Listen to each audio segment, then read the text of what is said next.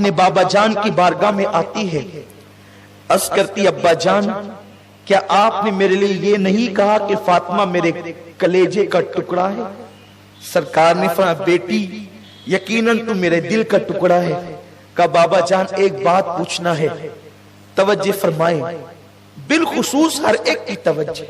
بابا جان ایک بات پوچھنا ہے کہ جب آپ معراج پر گئے تھے اور اللہ کے قرب میں پہنچے، حضور معراج پر گئے تو اتنے قریب ہوئے، قرآن کہتا ہے ثم دنا فتدلی فکان قاب قوسین او ادنا، اتنے قریب ہوئے کہ قربتوں کی ساری حدیں ٹوٹ گئی۔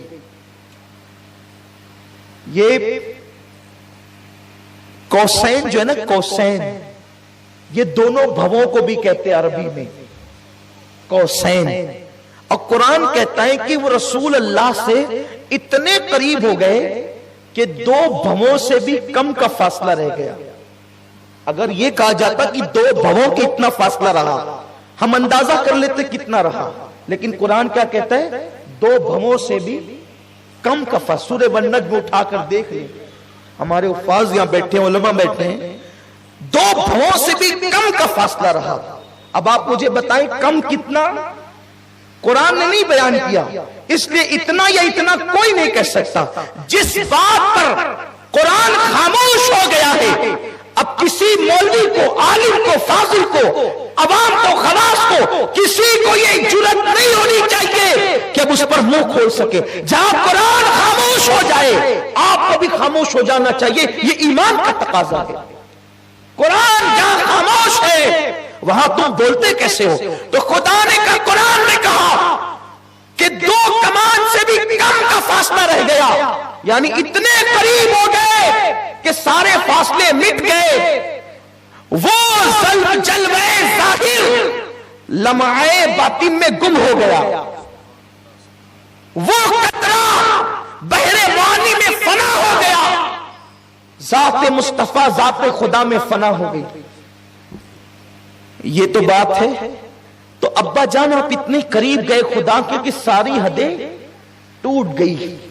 تو اللہ نے آپ سے بہت باتیں کی، باتوں کا ذکر اتنا آیا فَأَوْحَا إِلَىٰ عَبْدِهِ مَا أَوْحَا، اللہ نے جو وحی کرنی تھی اپنے محبوب کو کر لی۔ اور یوں بھی محب اور محبوب کی بات میں غیروں کو کیا تعلق؟ جب باتیں محبوب کی ہوتی ہے محب سے، محب کی ہوتی ہے محبوب سے، تو اس کو راز میں رکھی جاتی ہے نا۔ تو اللہ فرماتا ہے فَأَوْحَا إِلَىٰ عَبْدِهِ مَا أَوْحَا، جو باتیں کرنی تھی اللہ نے کر لی، اللہ نے کسی کو نہیں بتائی اور حضور نے بھی کسی کو نہیں بتائی، دونوں نے کسی کو نہیں بتائی۔ لیکن آئی ہے سیدہ فاطمہ، کہتی ہے بابا جو باتیں کی ہے نا ان میں سے مجھے ایک بات بتا دیں، کوئی ایک ہی بتا دیں۔ بعض روایتوں میں یوں کہا کہ حضور سے جو باتیں کی وہ مجھے بتائیں۔ تو آقا نے فرمایا بیٹی میں سب تو نہیں بتاتا لیکن ایک بات بتاتا، ایک بات صرف بتاتا ہوں بیٹی، ایک بات، سب نہیں ایک۔ وہ ایک کیا بتائی؟ ارشاد ہوتا ہے میری بیٹی جب میں اپنے اللہ کے قرب میں پہنچا، نہ جہاں کسی کی سوچ جا سکتی ہے، جہاں کیف کے پر جلتے ہیں، جب میں اپنے اللہ کے قرب میں پہنچا تو میرے اللہ نے مجھے 70,000 مرتبہ کہا حبیب مانگ لے، کیا مانگتا ہے؟ حبیب مانگ لے، کیا مانگتا ہے؟ حبیب مانگ لے، کیا مانگتا ہے؟ کتنی مرتبہ؟ 70,000 مرتبہ۔ سیدہ مچل گئی۔ پھر پوچھتی بابا جب اس نے 70,000 مرتبہ کہا مانگ لے محبوب تو کیا مانگتا ہے، تو آپ نے کیا کیا مانگا بابا؟ میرے آقا فرماتے بیٹی وہ جب کہتا نا مانگ لے کیا مانگتا ہے تو میں کہتا میری امت کو بخش دے۔ وہ کہتا ہے مانگ لے کیا مانگتا ہے، میں کہتا میری امت کو بخش دے۔ وہ کہتا ہے مانگ لے کیا مانگتا ہے، میں کہتا میری امت کو بخش دے۔ بیٹی وہ 70,000 بار کہتا رہا مانگ لے کیا مانگتا ہے، میں 70,000 بار یہی جواب دیتا رہا میری امت کو بخش دے۔ اس کے کرم کا جوش آ گیا، اس نے فرمایا محبوب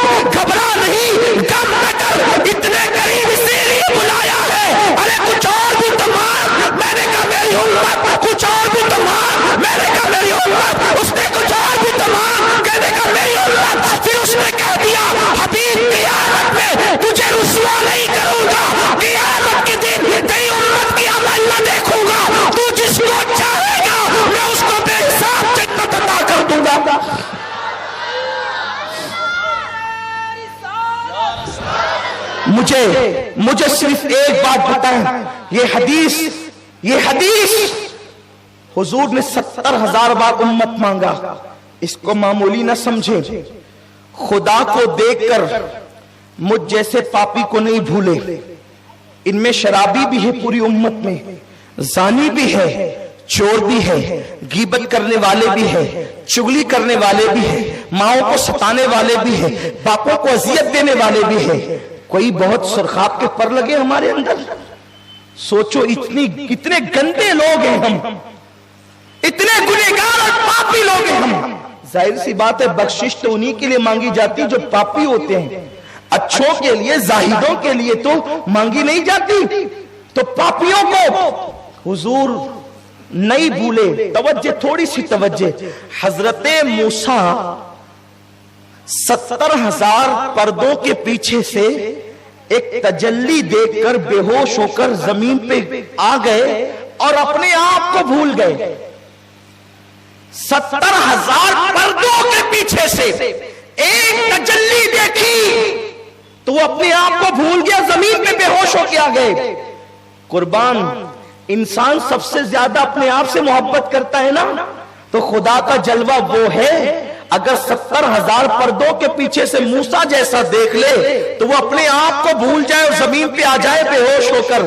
لیکن میرا رسول اپنے آپ سے زیادہ ہم جیسے گنہگاروں سے محبت کرتے ہیں کہ خدا کو دیکھ رہے ہیں تب بھی ہم پاپی ان کو یاد ہیں، خدا کو دیکھ کر بھی وہ ہم کو نہیں بھولے۔ اے امت رسول، میں تم سے پوچھنا چاہتا ہوں، ہم میلاد کیوں نہ منائیں؟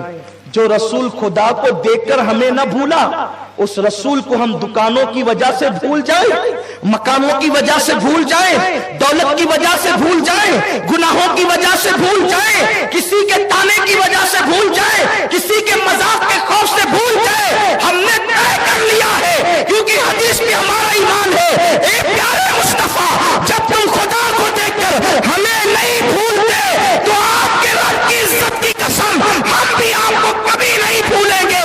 ہم اپنے باپ کو یاد کرے یا نہ کرے، ہر سال میلاد النبی پر آپ کا جشن منا کر آپ کو یاد کریں گے، یاد کرائیں گے، تاکہ تاریخ ولادت کو نہ بھولے نسلیں۔ جشن میلاد نبی یوں ہی مناتے رہیے، جو نہ بھولا ہم غریبوں کو رضا یاد اس کی اپنی عادت کیجیے۔ آپ مجھے بتائیں، جو خدا کو دیکھ کر نہیں بھولتا ہم اس رسول کو بھول جائیں۔ اور میں تو ان بھائیوں سے بھی کہتا ہوں، کسی کے بہکاوے میں آ کے کہتے کیا ملتا ہے میلاد سے، ہم کہتے ہیں اتنا بھی حق اس رسول کا نہیں جو ہندوستان کو آزاد کرائے۔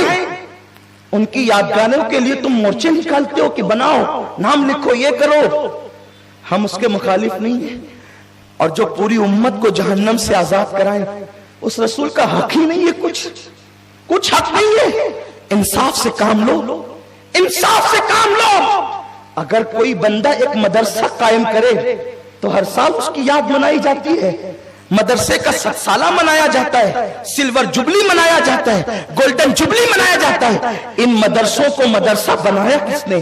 مصطفیٰ کے قدموں نے۔ تو جس رسول کے صدقے میں سب ملا، انہیں بھول جاؤ اور پھر سب کو مناتے رہو۔ مجھے بتاؤ ہم سے بڑا ظالم کون ہوگا اگر حضور کو بھول گئے، میلاد النبی کو بھول گئے؟ میرے آقا صلی اللہ علیہ وسلم کے دیوانوں، لوگ کہتے ہیں کیا صحابہ نے منایا؟ آپ کیوں یہ کہتے ہیں کہ صحابہ نے نہیں منایا؟ صحابہ نے منایا، ہم دلیلیں دیتے ہیں، انشاءاللہ آگے پڑھیں گے دلیلیں۔ صحابہ نے بالکل منایا، صحابہ نے تو اونٹ بھی ذبح کی۔ صدیق اکبر ہر سال اونٹ ذبح کرتے تھے، الحاوی للفتاوی اٹھا کر کے دیکھو، ہر سال ذبح کرتے تھے اونٹ حضور کی میلاد کے موقع پہ۔ بات اتنی ہے آپ کو علم نہیں ہے۔ اب میں آپ سے پوچھتا ہوں، یہ بتاؤ اللہ ایک ہے، آپ کیسے ثابت کریں گے؟ ہے ہر ایک میں صلاحیت کے قرآن سے ثابت کر دیں؟ بولو، نہیں کر سکتے۔ تو اسی طرح جب خدا کا وجود ہر مسلمان قرآن و حدیث سے ثابت نہیں کر سکتا، وہ تو اتنا کہتا ہمارے نبی نے کام مانتے ہیں، ویسے ہر مسلمان میلاد النبی صحابی نے منایا یہ ثابت نہیں کر سکتا، یہ تو علماء کا کام ہے۔ اور اگر کسی کو شک ہے کہ صحابی نے نہیں منایا، ہم کہتے ہیں آؤ ہمارے پاس بیٹھو، سمجھو، اور بات اتنی ہے، جب تم یوم اقبال منا سکتے ہو، جب تم یوم آزادی منا سکتے ہو، 15 اگست لوگ جلسے کرتے ہیں یار، تقریریں کرتے ہیں، میں کہتا ہوں بے شک ہم بھی کرتے کریں گے، لیکن حضور علیہ السلام نے تو صرف ہندوستان نہیں پوری انسانیت کو آزاد کرایا ہے۔ میرے رسول کے کتنے احسانات ہیں، ہم کیوں نہ منائیں اس دن کو؟ اس کے بعد لوگ اپنے مخصوص انداز کے جھنڈے بھی لہراتے ہیں۔ اس وقت سفید اور کالے رنگ کی ایک عجیب سی پٹی میں نے لہراتے ہوئے دیکھی ہے، وہ عجیب سا مجھے لگتا ہے، حیرت ہے، مولوی کا بنایا ہوا جھنڈا اگر ہر سال لہرایا جا سکتا ہے تو کیا رسول اللہ کے نام پہ جھنڈا ہر سال لہرایا نہیں جا سکتا؟ کیوں آخر کیوں؟ اس کا مطلب یہی ہے کہ آپ اگر یہ کرنا نہیں چاہتے، کرنے نہیں دینا چاہتے، تو آپ کے دل میں کہیں نہ کہیں رسول اللہ سے عداوت، کہیں تو آپ کے دل میں عداوت دشمنی ہے، ورنہ آپ نے کسے روکا، کب روکا؟ اگر ہمت ہے تو یوم اقبال منانے والوں کو روکو، اگر ہمت ہے یوم غالب منانے والوں کو روکو، اگر ہمت ہے تو مدارس کے سالانہ اجلاس اور گولڈن جبلی، سلور جبلی اور جشن 100 سالہ کو روکو۔ آپ اس وقت خاموش رہتے ہیں، آپ میلاد پر ہی کیوں بولتے ہیں؟ کلمہ پڑھانے کا بھی احسان گیا؟ سوچو۔